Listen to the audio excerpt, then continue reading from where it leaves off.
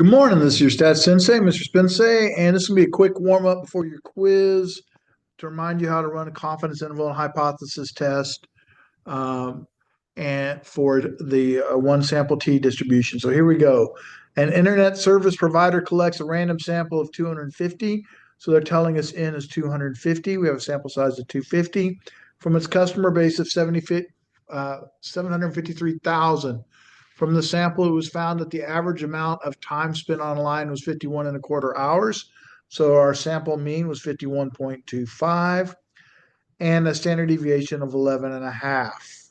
Awesome. They want us to construct a 93% confidence interval for the amount of time spent online.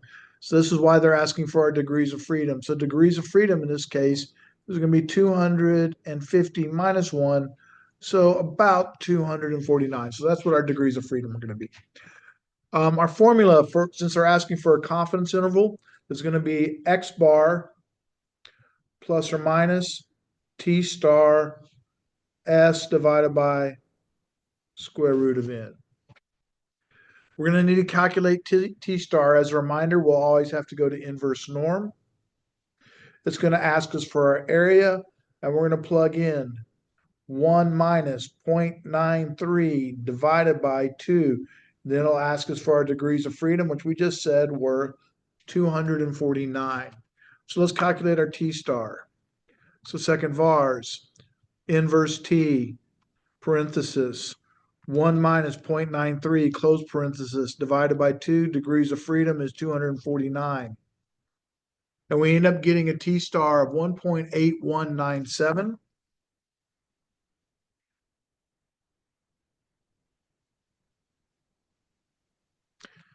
All right.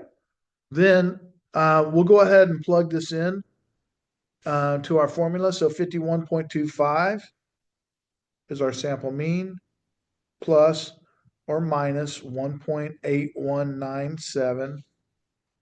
And then we'll take 11.5, our sample standard deviation, and divide it by our, our sample size of 250. Drawing a picture of this, remember, confidence intervals are always centered on the sample mean. So it's going to be centered on the X bar, which in this case was 51.25. And we're going to set and we're looking to construct a 93% interval. So this area right here, the center area is going to be 0.93. And please watch this. Parenthesis 1 minus 0.93, close parenthesis divided by 2, gives us 0.035. So I know that this area in this tail is 0.035, and this area in this tail is also 0.035. And this is my lower bound, and this is my upper bound that we'll be looking for, and that we'll get when we run our interval. All right, we only had one sample, so we're going to tell them that we have one sample. The distribution is a t distribution because we use the standard deviation of the sample, and we're running an interval. So one sample t interval, and what are we looking to find in that interval? Well, we're looking to find the mean. So one sample t interval for means.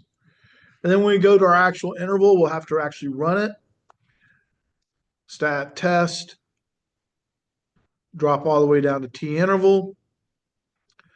And we have a sample mean of 51.25, a sample standard deviation of 11.5, and a sample size of 250. And we wanted a confidence level of a 93% confidence level. And we end up with 49.26 to 52.574. So 49.926 to 52.574.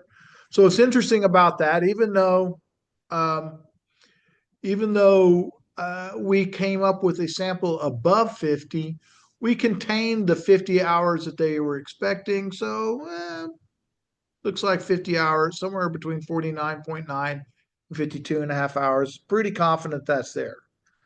All right. It's been widely claimed that Americans spend an average of 50 hours. That's where that claim came from. An internet provider collected a random sample of 250, so this is the same sample size. Go ahead and note this down. And they were claiming 50, so we'll go ahead and put that there. The sample mean is the 51.25 that we were working with already. And we have the sample standard deviation of 11.5. Now, our formula, T equals X bar minus mu S divided by square root of N, sample mean minus population mean divided by standard deviation of the sample divided by the sample size, square root of the sample size.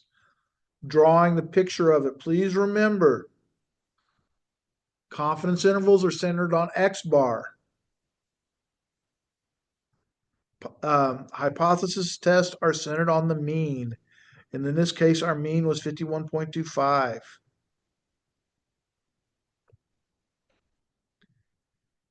And we need to look at this to see if they're spending more than 50 hours. Well, more would be greater than. So we want to know whether that's greater than. Oh, this is not 51.25. This is 50. Excuse me about that. Should mark that. I'm going to mark that in red because that's a mistake on my part.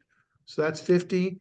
And we got a sample mean, a sample X bar of 51.25. All right. So our population mean right here was 50. So we noted over here. And we had an X bar of 51.25. And we want to know the probability that's greater than that. So we're going to plug into our formula and we'll have T equals 51.25 minus 50. Standard deviation of S is 11.5 divided by the square root of 250.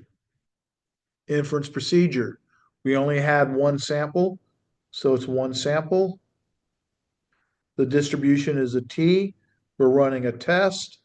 And what are we testing? We're testing the mean.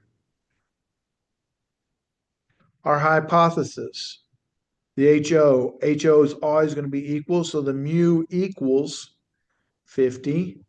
The alternative, I know this is mu, I know this is 50, and up here we're shading up because it said more, and more is greater than. So that's my alternative.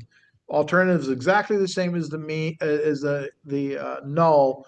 The only difference is one will be equal and one will have a less than, greater than, or not equal to.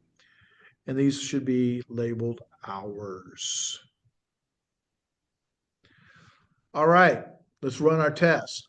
So, stat, test, t-test.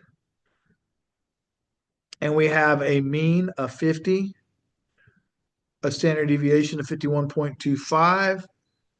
I mean, not a standard deviation, a sample mean of 51.25, a standard deviation of the sample of 11.5, a sample size of 250, and we wanted to know if we were greater than. So we do that and press calculate, and we end up with the probability that T is greater than 1.7186. Notice I didn't put it 2 times out there because it's not a two-tailed test.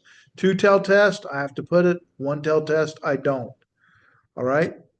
Then I put 0.0434. Alpha, they told us 0.05. Make them the same length. 434 is less than that. So in this case, because it's less, we reject the HO. We reject the null. We're rejecting HO. All right.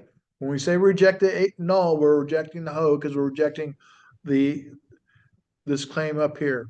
So if we reject this, we're going to believe this. All right. I appreciate you for watching and look forward to seeing you on the next one. Thank you.